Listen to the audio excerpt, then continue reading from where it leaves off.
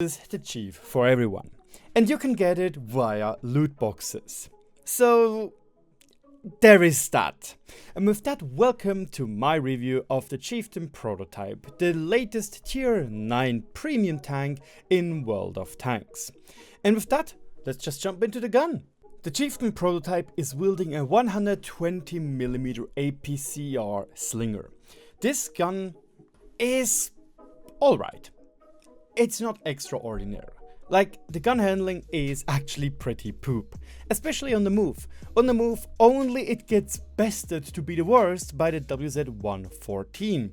Other than that, the Stritz 1K is better, the AE Phase 1 is better, even the Lorraine 50T is better, and obviously the Conqueror is better. However, a little caveat, Lorraine 50T and the Stritz 1K are a little bit more accurate during turret traverse. In any case, that it's okay. Like, yes, it can be a little bit annoying when you're playing the gun and you just completely miss constantly, but it is okay. Because the gun comes around with 400 alpha, not 440, just 400. You have, though, really good base penetration of 262, and it's fast because it's an APCR round.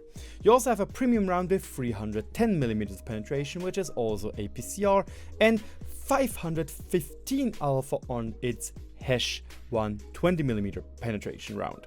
That is pretty okay. You have a base reload time of 12 seconds, giving us a DPM which is base of 2000.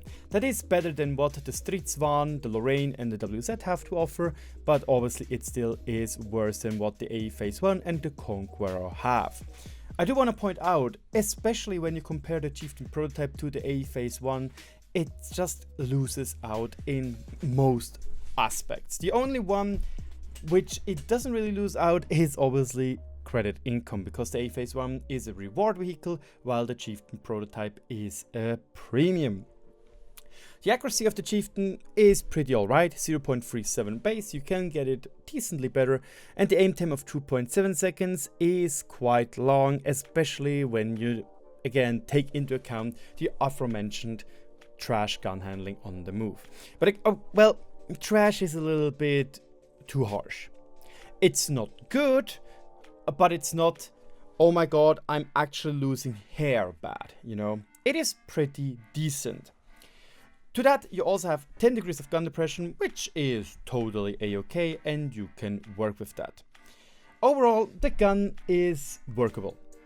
It's not art, it's not amazing, it is not a Conqueror gun, but it is workable. But keep in mind that shooting on a move not going to be the best thing. Also keep in mind that theoretically you are able to boost a word step with the field modifications, although I do believe it might be better to just use a bounty word steps or just go for, you know, the turbocharger. The turbocharger being pushed by the booster slot of the field mods might be pretty good. Also, the gameplay in the background you are seeing is with a rammer, with a stabs, and with a turbocharger which is being boosted by the slots. And no bounty equipment, just your bog standard equipment, so you get a little bit of a feel from the gameplay. I do want to point out the gameplay in the background is a pretty good one, so I might just do a proper video explaining what I have been doing and why it was so good later down the road, so you can judge for yourself, because it's obviously not really saying much when you have just one amazing game. Speaking of, I do want to point out I don't really had time to play a dozen games in this tank. I just went for 5, same goes with the KB4 KTTS, so just that you know that in advance. However, in those 5 games I was able to get the most important stats out of the way while playtesting the Chieftain Prototype.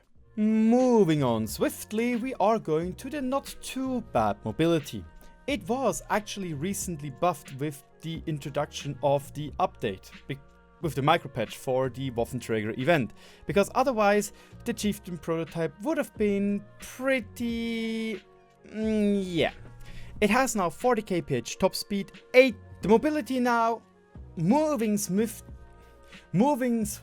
over to the mobility, we have a pretty nice feature right here. It has been recently buffed to 40 kph top speed and 13 kph in reverse. Adding to that, we also have now a pretty decent HP per ton ratio of around 15.5, which is actually really decent. I do have to say though that, to be honest, it could obviously be a little bit better. But then again, I think there is no point in it to be much better. It is already now better than what the A Phase 1 has to offer. And it is already pretty stout. However, it is obviously not as good as what, for example, the Rain 50T has, theoretically on paper, but it is comparable to what the Stridsvagn K is. And it does kind of sets it apart from the A Phase 1. The A Phase 1 has better gun, has better DPM, in my opinion has better armor, but the mobility is what the Chieftain really can push itself forward with. And that is pretty cool. It does feel pretty nice. And I do have to say that, yeah, it is good. Soft stats are also not too bad, so we can live with that as well. Moving over to the thing where basically everybody's like, oh my god, it's a Chieftain, it's overpowered, what the hell? Why? Well, the thing about the Chieftain Prototype is, yes, it is a Chieftain. Yes, it has a Chieftain-like turret armor. No, it is not like the FV Chieftain's turret armor, like the tier 10 one, the reward vehicle one, but it is still pretty good. Let's go on to the live model and compare it to the A Phases 1 260mm of base penetration. As you can see, in a normal amount of armor or normal flat surface, we have a pretty big cupola. It is 160mm thick, meaning you should have no issue whatsoever to penetrate it, especially as also some sides are 110. You have a pretty big lower plate, 80mm thick, and a massive upper front plate, which is also just 80mm thick. This means that an A Phase 1 shouldn't have any issues penetrating you whatsoever.